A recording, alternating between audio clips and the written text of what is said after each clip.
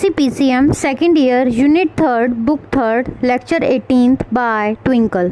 Hello student, last video में हमने हाइस्टेरेसिस loop के बारे में पढ़ा था। आज हम पढ़ेंगे कि हाइस्टेरेसिस लूप में जो हमारी मैग्नेटिक इंटेंसिटी है और मैग्नेटाइजेशन लैगिंग बिहाइंड होती हैं। तो देखिए, जो हाइस्टेरेसिस लूप है उसमें जो हमारी एम होती है वो होती है हमारी इंटरनल फील्ड जो डेवलप्ड हुई, जो ठीक है हमारी क्या हो गई, हमारी मैग्नेटाइजेशन, कि वो सैंपल कितना मैग्नेटिक पावर हमारा ले पाया, किस तरीके से वो हमारा मैग्नेटाइज्ड हुआ है। और एच क्या थी, जो हमने एक्सटर्नल फील्ड लगाई थी। तो देखिए, हमेशा जो हमारी अंदर वाली जो फील्ड होगी इंटरनल फील्ड, वो क्या होगी, M is lagging behind H. तो एम हमेशा लैगिंग बिहाइंड होगा एच से। तो इसका मतलब कि हमेशा एम पीछे चलेगा कर्व में। जो लूप पड़ा था हमारे किससे, हमारी बाहर की इंटेंसिटी पे। तो देखिए, जो हमारा कर्व था, ओरिजिनल कर्व था, तो ये वाला कर्व था। अब देखिए यहाँ पे कि एक पॉइंट पे हमने एच को क्या किया हुआ है, यहाँ पे जीरो किया हुआ है। बट हमारा जो एम है, जो अंदर इंटरनल फील्ड है, वो जीरो नहीं हुई। तो जिस टाइम पे ये वाली फील्ड हमारी जीरो हुई है, ये जीरो नहीं हुई, तो ये क्या हो रही है, इससे पीछे पीछे चल रही है। अब जब हमें ये कुछ पॉइंट पे हमारी इसकी कुछ वैल्यू है, ये उस टाइम पे आके जीरो हुई है, तो हमेशा जो अंदर वाली फील्ड है वो हमेशा लैगिंग बिहाइंड होगी बाहर वाली फील्ड से। Then M is always lagging behind the हमारी एक्सटर्नल फील्ड, मैग्नेटिक इंटेंसिटी जो हमने अप्लाई की हुई है। तो देखिए, अब for unique value of H की यूनिक वैल्यू के लिए M is not unique, M unique नहीं होगा, उसकी डिफरेंट वैल्यूज़ होंगी। M depends on history of sample.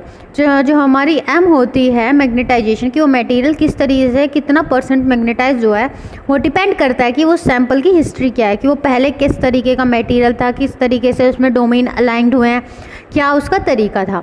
Now M is not directly proportional to H.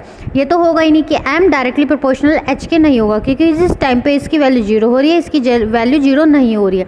तो ये डिफरेंट वैल्यूज़ को ये फॉलो कर रहा है। तो M is not directly proportional to H. Now in each cycle some energy wasted, हर एक साइकिल में कुछ ना कुछ एनर्जी वेस्ट होती है। Then area of hysteresis loop, जो एरिया होता है हमारे हाइस्टेरेसिस लूप का, directly proportional to energy wastage per unit volume of the material in each cycle. तो देखिए, जो हमारा हाइस्टेरेसिस लूप का एरिया है वो एनर्जी वेस्टेज के पर यूनिट वॉल्यूम के डायरेक्टली प्रोपोर्शनल है, कि जितना हमारा एनर्जी वेस्ट हुई है हमारे उसे मैग्नेटाइज और डीमैग्नेटाइज करने में, वो एरिया उस हाइस्टेरेसिस लूप के डायरेक्टली प्रोपोर्शनल होगा। तो देखिए कि हमारे ये जो एनर्जी वेस्टेड हर एक साइकिल में, तो ये जो साइकिल है, ये वाली साइकिल की बात कर रहे हैं कि इसको फॉलो करने में जितनी एनर्जी वेस्ट हुई, उतना ही हाइस्टेरेसिस लूप का एरिया है वो उतना ही बड़ा होगा, उतना ही उसका एरिया क्या होगा, छोटा होगा। और ये ऑल डिपेंड करेगा कि इस टाइप के वो मटेरियल था। तो देखिए, मैग्नेटाइजेशन हुआ पहले वो मटेरियल, फिर demagnetization, then magnetization in opposite direction, then demagnetization, then फिर क्या हुआ, अगेन वो मैग्नेटाइजेशन। तो जितना ज़्यादा ये एरिया होगा, जितनी एनर्जी वेस्ट होगी इस साइकिल में, उतना ही बड़ा क्या होगा हमारा अपने हाइस्टेरेसिस लूप का हमारा एरिया होगा। देन एक क्वेश्चन आता है कि सपोज ये हमारी सॉफ्ट आयरन का हाइस्टेरेसिस लूप है और ये हमारा स्टील का हमारा हाइस्टेरेसिस लूप है। तो इसमें क्वेश्चन है, which material is better for use in coil of generator और कोर ऑफ ट्रांसफार्मर। इनमें से कौन से वाला, जो हमने सिर्फ और सिर्फ हमारे हाइस्टेरेसिस कर्व को देख के हमें ये बताना है कि इन दोनों में से कि कौन सा हमारा जनरेटर के और कोर ऑफ ट्रांसफार्मर के लिए बेटर यूज़ के लिए है। तो देखिए, इसकी कुछ वैल्यूज़ होती हैं कि ये इसमें क्वालिटीज़ होनी चाहिए। Then it should have low retentivity, second low coercivity, then third is small area of hysteresis loop. तो इट शुड हैव, ये इसके लो रिटेंटिविटी होनी चाहिए, कोएसिविटी होनी चाहिए, small area of hysteresis loop. ये देखिए, रिटेंटिविटी स्मॉल होनी चाहिए, दैट मीन्स कि वो जब हमारी एच जीरो हो जाए तो एम भी हमारी ऑलमोस्ट जीरो के अप्रोच करनी चाहिए। कोएसिविटी मीन्स कि उसमें जो हमारी डीमैग्नेटाइजेशन के साइकिल में जो हमारी कोएसिविटी आती है वो भी कम होनी चाहिए। And small area of hysteresis loop का मतलब है कि जो एनर्जी वेस्टेज होती है मैग्नेटाइजेशन और डीमैग्नेटाइजेशन में, वो भी एनर्जी वेस्टेज क्या होना चाहिए, कम होना चाहिए। देन इसका आंसर है soft iron in better choice for हमारे कोर जनरेशन में और कॉइल ऑफ जनरेशन और कोर ऑफ ट्रांसफार्मर। इसके बाद आपका टॉपिक आता है Curie temperature. The magnetic susceptibility of a paramagnetic और ferromagnetic material is inversely proportional to the temperature. तो देखिए जो क्या है मैग्नेटिक ससेप्टिबिलिटी की, वो जो हमने मटेरियल रखा है अपने सोलेनॉइड के अंदर, वो कितना ससेप्टेबल है, मतलब कि कितना उसके अंदर पावर है कि वो जो मैग्नेटाइज्ड हो सके। यही हमारी ससेप्टिबिलिटी बताती है कि how much it has power to get magnetized. तो देखिए इसकी ससेप्टिबिलिटी इन्वर्सली प्रोपोर्शनल होती है हमारे टेम्परेचर के।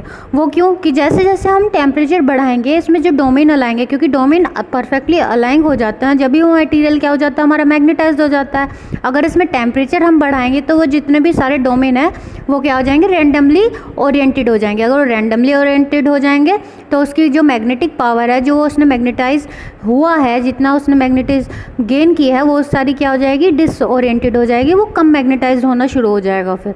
तो ये उसकी रिलेशन क्या होती है, मैग्नेटिक ससेप्टिबिलिटी इन्वर्सली प्रोपोर्शनल होता है टेम्परेचर के। जैसे जैसे टेम्परेचर बढ़ाएंगे डोमेन रेंडमली अलाइंड होने शुरू हो जाएंगे और उसकी जो मैग्नेटिक की पावर है वो क्या हो जाएगी, कम होनी शुरू हो जाएगी। क्योंकि अगर डोमेन परफेक्टली अलाएंगे तो हम जब भी उसे बोल सकते हैं कि वो मटेरियल क्या है, हमारा मैग्नेटाइज्ड है। देन साई एम, अब प्रोपोर्शनलिटी कांस्टेंट को अगर हम यहाँ से हटाएं तो उसकी वैल्यू आ जाएगी psi M is equals to C by T. And then C क्या होता है हमारे, Curie constant. Then Curie constant has different values for different material. तो जो क्यूरी कांस्टेंट की जितना भी मटेरियल हम लेंगे वो टेम्परेचर पे कितना डिपेंड करता है, कौन सा मटेरियल कैसे रिएक्ट करता है टेम्परेचर पे, ये क्यूरी कांस्टेंट की वैल्यू अलग अलग मटेरियल के लिए हमारी क्या होगी, अलग अलग होगी। फिर नेक्स्ट पॉइंट आता है, at zero temperature magnetization of para and ferromagnetic material is maximum and decrease with increase in temperature. ये ऑब्वियसली है। अगर हम इसका ग्राफ लें साई एम का और टी का, तो देखिए कि जब तक टेम्परेचर जीरो है, हमने नहीं इंक्रीज़ किया, तो मैग्नेटिक ससेप्टिबिलिटी हमारी मैक्सिमम होगी, उसके अंदर सबसे ज़्यादा पावर होगी, वो मैग्नेटाइज्ड हो चुका होगा। पर जैसे जैसे हम टेम्परेचर को इंक्रीज़ करेंगे, हमने इस डायरेक्शन में टेम्परेचर को क्या किया है, इंक्रीज़ किया। जीरो पे देखिए ये हमारी मैक्सिमम को अप्रोच कर रही है। तो अगर हमने इस पर टेम्परेचर को इंक्रीज़ किया, वो डी अलाइंड होने जाएंगे, उसके रेंडमली ओरिएंटेड हो जाएंगे उसके सारे के सारे, और फिर क्या होगा, उसका मैग्नेटाइजेशन जो उसकी ससेप्टिबिलिटी है, पावर है मैग्नेटाइज्ड होने की, वो क्या होगी, धीरे धीरे डिक्रीज होने शुरू हो जाएगी इस डायरेक्शन पे। तो देखिए इस वाली वैल्यू पे हमने टेम्परेचर इंक्रीज कर रहे हैं, तो ये वाली जो वैल्यू है ससेप्टिबिलिटी की, ये क्या हो रही है, डिक्रीज हो रही है। ठीक है, तो इसका होगा 0 केल्विन पे मैक्सिमम। अदरवाइज अगर टेम्परेचर इंक्रीज करेंगे तो उसकी मटेरियल की जो हमारी क्या होती है मैग्नेटाइजेशन, वो क्या होगी, हमारी डिक्रीज होगी। मैग्नेटाइजेशन को ही हमने क्या बोला हुआ है यहाँ पे, मैग्नेटिक ससेप्टिबिलिटी। अब देखिए यहाँ पे अपने हीट किया हुआ है फेरोमैग्नेटिक सब्सटेंस को, तो सबसे ज़्यादा स्ट्रॉन्गेस्ट जो मटेरियल होता है, जो हमारी मैग्नेटाइजेशन होती है, वो फेरोमैग्नेटिज्म में होती है। तो हम इसे हीट कर रहे हैं, डेट मीन्स हम इसका टेम्परेचर इंक्रीज़ कर रहे हैं। तो टेम्परेचर इंक्रीज़ करने पे ये मटेरियल फेरो से पैरा में चेंज हो रहा है, और जिस टेम्परेचर की वैल्यू पे एक लिमिट वैल्यू है जिसके ऊपर ये फेरो से पैरों में चेंज हो रहा है, उसी टेम्परेचर को बोलते हैं हम अपना टीसी मतलब क्यूरी टेम्परेचर। नेक्स्ट पॉइंट आता है, the temperature below which a magnetic material behave like a ferromagnetic material and above which it behaves like a paramagnetic material is known as a Curie temperature of that material. तो जिस temperature के पीछे एक temperature value, एक limit value हो चुकी है, इससे नीचे वो मटेरियल फेरो बिहेव कर रहा है, जब हम उसका टेम्परेचर बढ़ाया जा रहा है तो अचानक से रेंडमली ये चेंज हो जाएगा फेरो से पैरा। तो इसी पॉइंट वैल्यू को, इसी टेम्परेचर वैल्यू को जिस पे वो हमारा चेंज हो रहा है, इसी को बोलेंगे हम अपना क्यूरी टेम्परेचर। आयरन के लिए ये टेम्परेचर है 770 डिग्री सेल्सियस और निकल के लिए ये है 358 degree Celsius. When the material is cold it gains the ferromagnetic property. और जब ये मटेरियल कूल डाउन होगा, डेट मीन्स इसका टेम्परेचर फिर से डिक्रीज हो जाएगा और ये वापस से फेरोमैग्नेटिक की प्रॉपर्टी अपना गेन कर लेगा। Then it will again change paramagnetic material to ferromagnetic material.